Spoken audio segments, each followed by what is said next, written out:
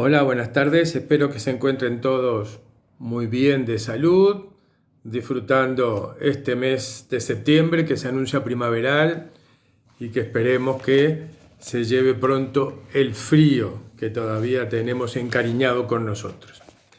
Bueno, antes de empezar con el tema de hoy, digo, de noticias de UNITRES, la única que es importante que conozcan todos a esta altura es que estamos esperando que el Ministerio de Salud Pública apruebe el protocolo de reinicio que enviamos hace ya más de 2 semanas. Mientras tanto, estamos preparando todo para que una vez que tengamos aprobado ese protocolo, aquellos compañeros animadores y aquellos participantes que quieran tener alguna instancia de talleres presenciales lo puedan hacer. Me imagino que a esta altura del partido seguramente va a ser o a fines de septiembre o a principios de octubre. Bueno, noticias de la institución no hay ninguna otra. Por suerte está todo el mundo muy bien, todo el mundo disfrutando de las actividades que comparte con sus grupos y esperando a que el tiempo nos permita reencontrarnos para dejar atrás este año tan extraño que estamos teniendo todos. Ahora, volviendo a nuestro tema, hoy trataremos de terminar con el análisis del código de producción de Hollywood, que, como recordarán, es el tema que hace unas semanas estamos analizando. Ese código que de alguna manera pautó la producción de películas durante la mayor parte de la década de los 30, 40, 50 y muy avanzada de los 60, cuando dejó paso a la clasificación de películas por edad. Obviamente que recordarán que la redacción y la imposición del código se dio en una circunstancia histórica muy particular para Estados Unidos, que estaba atravesando la Gran Depresión como correlato de la crisis bursátil del año 29 y también la finalización de ese periodo de entreguerra que a fines de la década del 30 daría paso a la Segunda Guerra Mundial. Acá lo importante para los redactores del código era el trasfondo político-social que contenían las películas que a inicios de los años 30 se estaban produciendo en Hollywood. Nosotros decíamos la semana anterior que las películas que se habían proyectado en el año 31 habían preocupado enormemente a Lord. Recuerden que Lord fue el sacerdote jesuita, uno de los dos redactores del código de producción, y a Hayes, que era el presidente de la Asociación de Productoras de Hollywood. Les preocupaba enormemente las temáticas que estaban siendo planteadas a nivel general en la sociedad norteamericana, porque de alguna manera, al socaire de las crisis económicas y sociales de fines de los años 20, estaba poniendo en entredicho todo el sistema sociocultural norteamericano. Y eso llevó, obviamente, a pretender el conducir al público o ayudarle o enseñarle a pensar aquello que las clases hegemónicas enquistadas en el poder querían que el pueblo pensara y considerase políticamente conveniente. Volvamos a nuestro artículo, que como recordarán es un paper de Alfonso Maximiliano Rodríguez de Austria, Jiménez de Aragón, sobre el código de producción.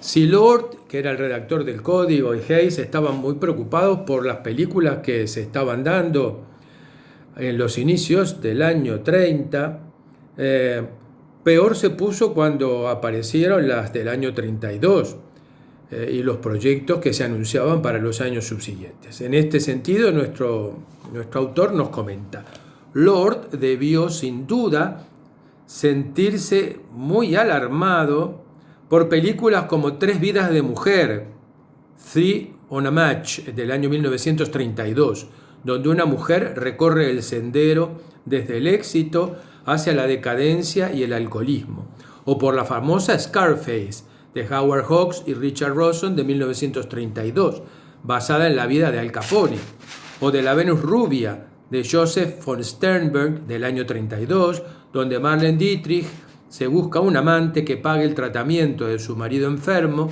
y luego acaba prostituyéndose. También le alarmaría ver Soy un fugitivo, de Melville Leroy, también del año 32, basada en una historia escrita por Burns, donde relata cómo es condenado injustamente a prisión y torturado hasta que consigue escapar y rehacer su vida en otro estado de la Unión. Años después, siendo un empresario de éxito, el estado sureño donde estuvo preso, que era en Georgia, le ofrece presentarse a juicio para ser absuelto y limpiar su historial de antecedentes. Pero el juez le condena al mismo presidio con una pena agravada por haberse fugado, y el protagonista vuelve a ser torturado, esta vez con más saña, hasta que consigue escaparse de nuevo para vivir como un animal robando para comer. Esto ya preocupaba enormemente a los redactores del código, este tenor de películas que se estaban proyectando. Pero lo que vino después le dejaría a Lord totalmente pasmado. Más allá de problemas sociales como la pobreza y sus derivados, la prostitución o la delincuencia, la abundancia de películas que socavaban los cimientos de la autoridad era realmente inusitada. En Carita de Ángel, Babyface, ¿verdad?, de Green del año 33, Barbara Stanwyck consigue ascender en el escalafón social utilizando su cuerpo y el sexo como instrumento. En Gloria y Hambre, conocida por Heroes for Sale del año 33 de William Wellman, relata las desventuras de un héroe de la Primera Guerra Mundial, enganchado a la morfina por culpa de las heridas recibidas. Tras descubrirse su adicción, es despedido del trabajo y condenado al ostracismo, la prisión y el hambre.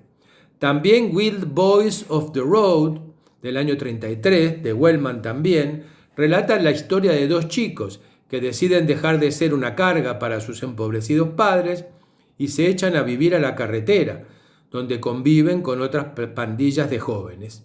El grupo de adolescentes es expulsado de los pueblos y dispersado por la policía a golpes, entre otras calamidades. En el despertar de una nación, que en inglés se llamó Gabriel over the White House, Gabriel por el arcángel Gabriel, ¿verdad? O sea que Gabriel sobre la Casa Blanca, en el año 1933, de Gregory LaCava, un presidente de los Estados Unidos corrupto y al servicio del poder económico, es inspirado por el arcángel Gabriel para tomar las riendas del destino de la nación, entronizándose como benevolente dictador que suspende las funciones del Congreso. El resultado es tan esperanzador y el renacido presidente tan persuasivo que se encuentra personalmente con un ejército de desempleados que marcha sobre Washington y lo convierte en un ejército de trabajadores al servicio del Estado. Vaya guión, historia que narraba esta película. En Mercaderes de la Muerte, que en inglés se llamó The President Vanishes, de William Wellman, también del año 34, retrata un histórico caso de corrupción al más alto nivel. La presión ejercida por un lobby compuesto por un banquero, un industrial del armamento, un juez y un magnate de la prensa, este lobby actuando sobre el presidente de los Estados Unidos para que éste haga participar al país en una guerra europea. Las similitudes de este guión con el Comité de Información Pública o Comité Creel, que se llamó, que lanzó una enorme campaña de propaganda a favor de la entrada del país en la Primera Guerra Mundial, no pasaron desapercibidas. Esta película básicamente seguía demostrando la tensión tremenda existente en Estados Unidos entre los aislacionistas y los participacionistas en las contiendas europeas. Recuerden que tanto en la Primera Guerra Mundial como en la Segunda Guerra Mundial, Estados Unidos fue muy renuente a entrar en los conflictos que para ellos eran conflictos europeos. Bueno, y acá esta película de alguna manera alude a ese trasfondo histórico que Estados Unidos vivió en esas décadas de las guerras mundiales. Nuestro disertante continúa diciendo, aunque el código no dictaminase nada en cuanto a la representación de la pobreza, de la explotación o de las consecuencias de la misma, el espíritu estaba bien claro. no volveremos a ver una película financiada por los magnates de Nueva York donde los obreros de una fábrica hagan una huelga justa, y menos por supuesto que la ganen. De hecho, la representación de huelgas y de movimientos de masas generaban una gran tensión y nerviosismo entre los censores. Una famosa y reciente película del ruso Sergei Eisenstein se titulaba precisamente La huelga y databa de 1925. El fantasma que encarnaba en las películas de Eisenstein, el fantasma del comunismo, era uno de los que se deseaba conjurar a través del espíritu del código y de su aplicación severa. Las huelgas y los problemas de distribución económica fueron totalmente abolidos de la pantalla, de igual forma que los movimientos incontrolados de masas. La locura del dólar, conocida como American Madness de Frank Capra en 1932, El despertar de una nación, que ya nombramos antes del año 33, o Esclavos de la guerra de Michael Curtiz en 1932, son títulos que no volverán jamás a repetirse. Prueba de ello es Infierno Negro, Black Fury de Michael Curtiz de 1935, del año siguiente a la implantación efectiva del código. En esta película, en Infierno Negro, los obreros son conducidos a la huelga por una perversa fuerza externa, que es una empresa de policía privada, no por las condiciones laborales, ya que los obreros viven en casas adosadas con porche cubierto donde fuman relajadamente en pipa tras la dura jornada de trabajo. La película termina con el benevolente y paternal dueño de la fábrica restaurando la hermandad perdida con los obreros. Se acabaron también películas como Skyscraper Souls de Edgar Selwyn de 1932 o The Match King de William Keighley en 1932, que retratan al magnate capitalista como una persona capaz de cometer las mayores vilezas por el éxito y el dinero. Una forma de presentar al hombre de negocios que, por cierto, era impensable en la década anterior, en la que estos personajes son los que traen la riqueza al país. En Employees Entrance, o sea que la entrada de empleados, de Roy Del Ruth del año 33, protagonizada como las dos anteriores por Warren Williams, el ejecutivo sin escrúpulos y tiránico es el único que sabe desenvolverse en la selva capitalista, y más en una selva capitalista en crisis, como explícitamente representa la película. En esta ocasión, la luz no es tan desfavorable, a pesar de que el tiburón da trabajo a una hermosa joven a cambio de sexo. No duda en arruinar a un industrial que se ha retrasado en una entrega de materiales y amenaza a su secretaria con despedirla si no devuelve un traje que ha comprado en la competencia. Es decir, en la forma como se pintaba a los magnates de la industria, a los magnates capitalistas, antes de la aplicación del código, en algunos casos era bastante desfavorable y mostraba con desnudez los estragos que producía el capitalismo salvaje si no se compensaba por políticas sociales.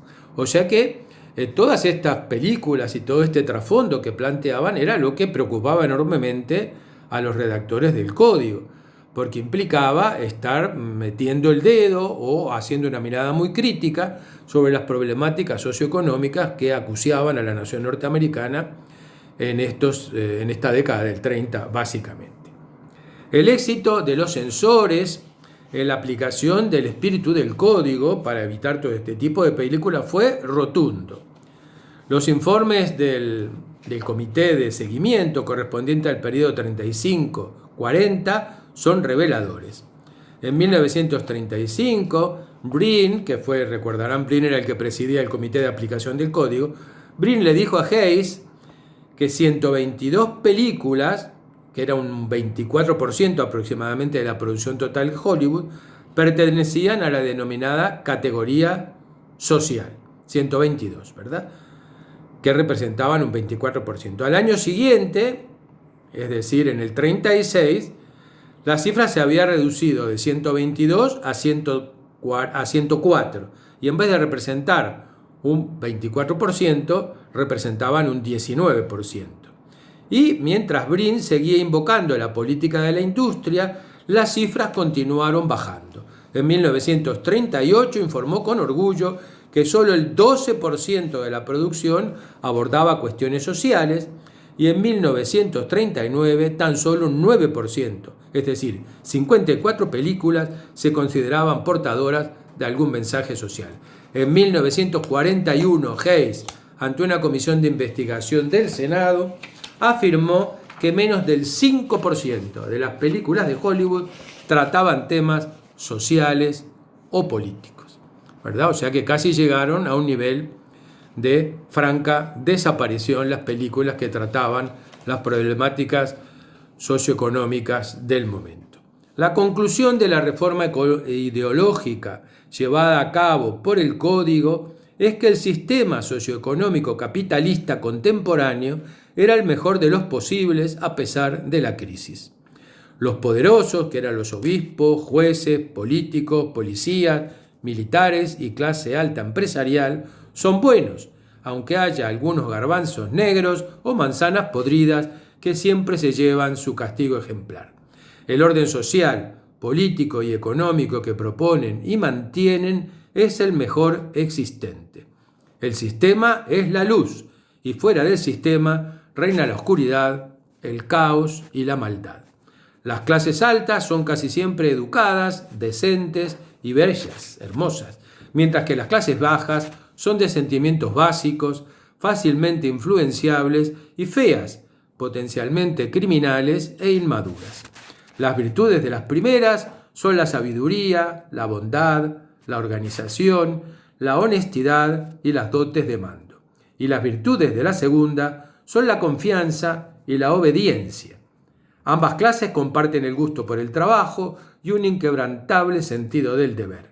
El crimen es siempre el resultado de la maldad intrínseca de algunas personas. No existe otra posible explicación. La pobreza es culpa del que la sufre, no de un sistema plagado de oportunidades para las personas decididas y trabajadoras.